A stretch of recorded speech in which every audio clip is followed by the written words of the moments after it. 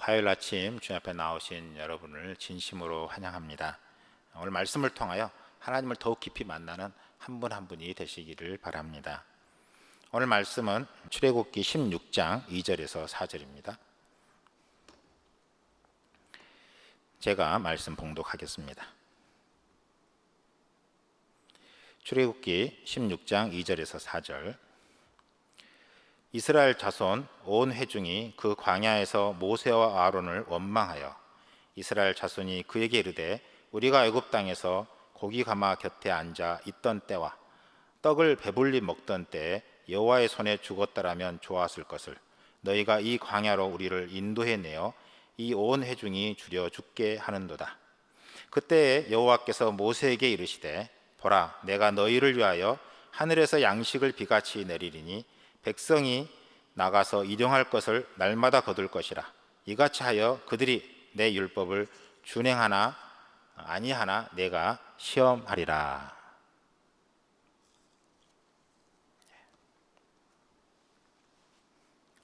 마음 먹기는 믿음의 고백입니다 라는 제목을 가지고 여러분과 같이 나누기를 원합니다. 이 16장에 보면 먹을 것이 없어서 이스라엘 백성들이 원망하는 내용이 나오게 됩니다.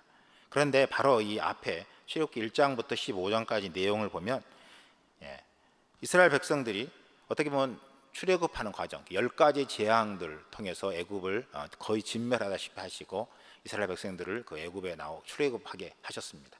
뿐만 아니라 홍해의 물이 갈라지게 하셔서 홍해를 건너게 하셨습니다. 그리고 먹지 못할 쓴물을 정말로 마라의 기적을 일으켜서 달게 하셔서 먹게 하셨던 그런 사건, 그리고 엘림에서의 풍성한 물을 보게 하셨던 그런 많은 기적들을 주님은 보여주셨습니다. 그럼에도 불구하고 그런 기간이 얼마 지나지도 않았는데 이스라엘 백성들은 먹을 것이 없어서 하나님을 원망하고 불평하는 것을 볼 수가 있습니다. 어떻게 보면 4절에 보면 3절에 보면 애굽에서의 노예 생활을 동경하는 지경에까지 이르게 됩니다. 참 우리가 보면 그런 것 같아요. 좋을 때는 막 감사합니다 감사합니다라고 이야기했지만 또 어려움을 당하게 되면 우리도 모르게 불평하는 우리의 인간의 연약함이 있는 것을 우리는 이 말씀을 통해서 또 볼 수 있지 않나 생각이 들어집니다. 저는 정말로 여기 이 사건을 통해서 주님은 우리에게 크게 알려주는 말씀이 이 중에서 우리가 3가지 중요한 요소가 있다고 말씀드리고 싶습니다. 첫 번째는 불평은 하나님을 보지 못하게 한다는 것입니다. 그 3절에 보면 이렇게 이야기합니다. 이스라엘 자손이 그들에게 이르되 우리가 애굽 땅에서 고기 가마 곁에 앉아 있던 때와 떡을 배불리 먹던 때라고 이야기하고 있습니다.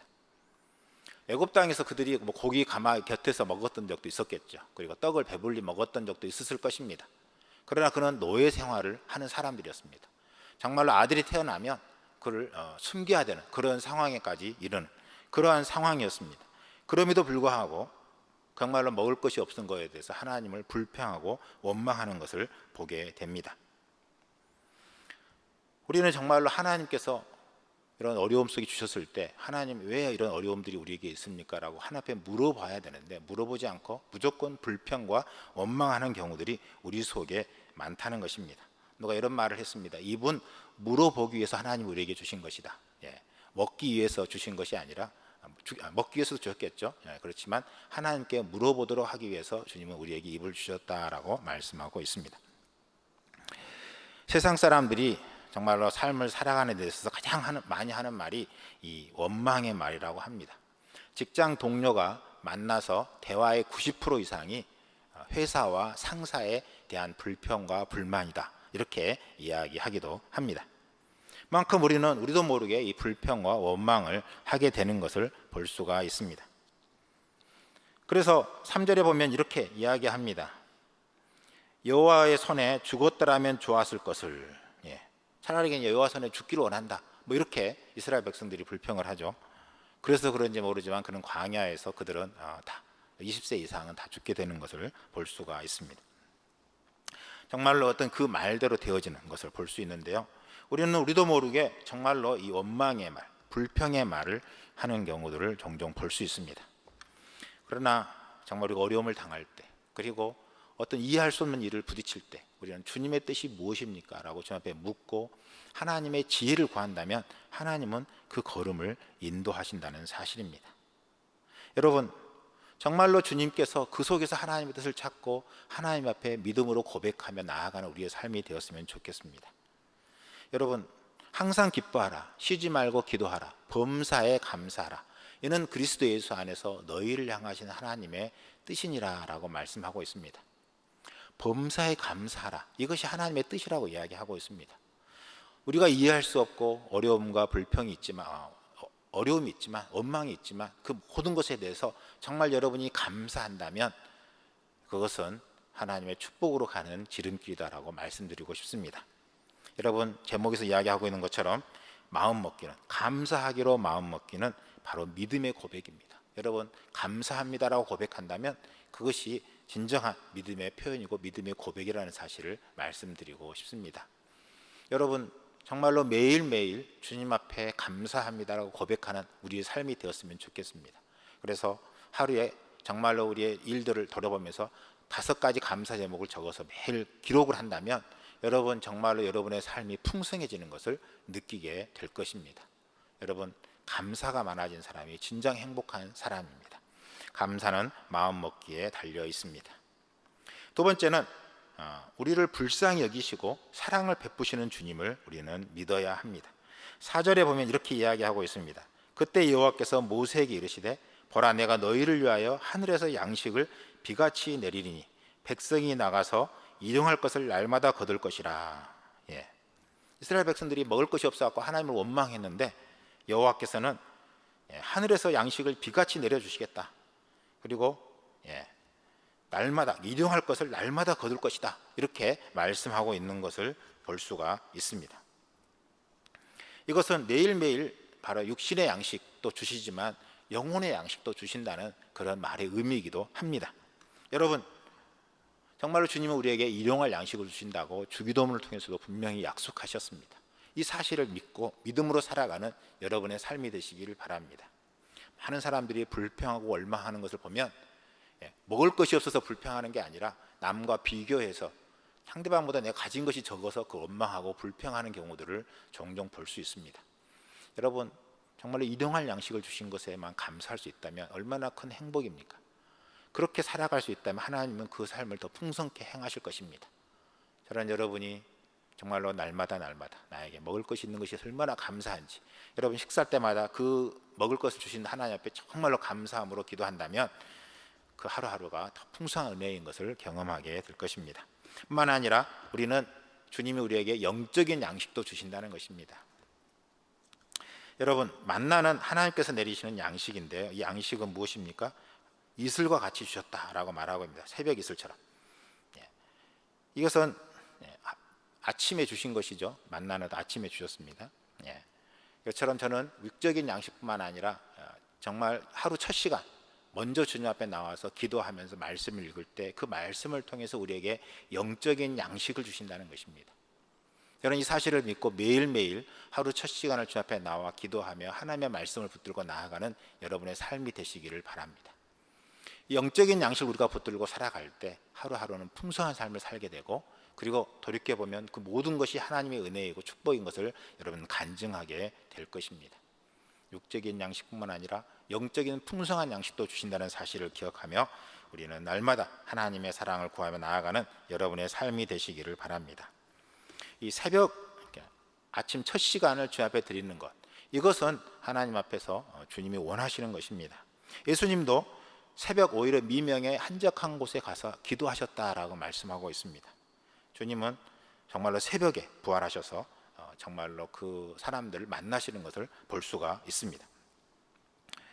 여러분, 정말 새벽 기도에 참여하는 게 특별한 신앙인들만 참여한다, 이렇게 생각한다는 것은 그건 잘못된 생각입니다. 하루의 첫 시간을 먼저 하나님 앞에 드리는 것, 그리고 그때 하나님의 말씀을 묵상하고 그 말씀을 통해서 하나님이 나에게 주시는 은혜가 무엇인지를 깊이 기도하며 나아간다면 여러분 정말로 풍성한 그런 삶을 살게 될 것입니다. 하루 첫 시간에 주님을 만나기로 마음 먹는 것, 이것이 진정한 믿음의 고백이라고 말씀드리고 싶습니다. 세 번째는 주님이 우리에게 필요한 것을 주시는 것은 다시 말하면 계명을 지키도록 하시기 위한 것이다 라고 말하는데, 이 계명을 주시는 것은 무엇이냐? 우리를 사랑하시기 때문에 계명을 주셨다는 것입니다. 4절에 보면 하반절에 이렇게 이야기합니다. 그들이 내 율법을 준행하나 아니하나 내가 시험하리라, 이렇게 말씀하고 있는데요, 만나를 주시면서 내 율법을 준행하나 아니하나, 그래서 율법을 주셨어요. 그런데 율법을 주신 목적이 무엇이냐면 우리에게 고난을 주기 위해서가 아니고, 너희들이 안 하면 혼내주기 위해서 우리에게 율법을 주신 것이 아니라 우리에게 더 축복하시기 위해서 주님은 우리에게 율법을 주셨다는 것입니다. 주님이 우리에게 계명을 주신 것은 주님의 사랑이라는 것입니다. 우리는 이 사실을 분명하게 기억해야 될 것입니다. 여러분 정말 어린 자녀들에게 손을 씻어라, 또 목욕해라고 우리는 명령을 합니다. 그렇게 이야기를 합니다. 그것은 자녀를 향한 사랑의 표현입니다. 자녀를 사랑하기 때문에 그렇게 이야기하죠. 사랑하지 않는다면 그런 말도 안 할 것입니다. 여러분, 주님이 우리에게 명령하시는 것은 무엇입니까? 우리를 향한 사랑입니다. 계명을 지키라고 하시는 것은 바로 우리를 향한 사랑의 표현이라는 것입니다. 여러분, 사랑의 매라고 이야기를 하는 말을 듣죠. 그것은 무엇입니까? 매는 아프지만 정말로 그 사랑하기 때문에 주님께서 매를 주시는 것이라는 사실입니다. 여러분, 부모가 자녀를 때릴 때도 사랑하기 때문에 때리는 것이죠. 미워서 때리는 것이 아니라는 것입니다. 그것처럼 하나님의 사랑을 우리는 깊이 고백하며 나아가는 우리의 삶이 되었으면 좋겠습니다. 하나님 우리에게 계명을 주신 것은 주님이 우리를 사랑하시기 때문이다. 그래서 저는 여러분이 십계명, 정말로 그 계명을 지키는 것이 정말 부담이 아니라, 그것이 고생이 아니라 그것이 하나님 우리를 향한 사랑의 표현이다 라고 기쁨으로 나아가는 우리의 삶이 되었으면 좋겠습니다. 뿐만 아니라 이 만나를 이 오멜에다가 담아서 간수하라고 이야기하고 있습니다. 그래서 법궤에다 거기다 담으라고 이야기를 하고 있습니다. 후손들이 정말로 이 간수된 만나를 보면서 우리 조상들이 광야에서 먹었던 양식을 보고 정말로 하나님께서 우리를 이렇게 먹여주셨다는 것을 알리도록 하기 위해서 오멜에 담으라, 이렇게 이야기하고 있는 것을 볼 수 있습니다. 이것은 바로 무엇을 의미합니까? 자녀들에게도 우리의 신앙을 전수해야 되는 것입니다. 여러분, 자녀를 정말 사랑한다면 자녀들이 하나님의 말씀에 순종하도록 해야 하는 것입니다. 이것이 하나님이 우리에게 하신 명령이라는 것입니다. 이 명령은 부담이 아니라 이것이 축복이라는 사실을 기억하시고 여러분 자녀들에게 신앙 전수를 위해서 기도하며 나아가는 삶이 되었으면 좋겠습니다. 자녀들이 신앙을 잘 지키도록 하기 위해서 막 혼내고 책망하고 매를 때리고 이렇게 하는 것 속에 우리는 지혜로울 필요는 있겠죠. 자녀들이 수용할 수 있도록 그걸 받아들일 수 있는 여건과 환경들을 만드는 것은 정말 중요한 것 같습니다. 그래서 정말로 부모님이 나를 사랑하기 때문에 이렇게 이야기하는 것이다 라고 느끼도록 하는 것은 중요한 것 같습니다. 여러분, 그렇게 해서 자녀들이 신앙 안에서 떠나지 않도록 그렇게 우리는 최선을 다하는 것, 이것이 하나님 앞에서 우리가 바로 사는 길이고 또 하나님의 축복을 받는 길이라는 사실을 말씀드리고 싶습니다. 자녀를 신앙 안에서 가르치기로 마음먹는 것, 이것은 바로 믿음의 고백입니다. 저는 여러분이 정말로 주님 앞에 믿음으로 고백하며 나아가는 우리의 삶이 되었으면 좋겠습니다.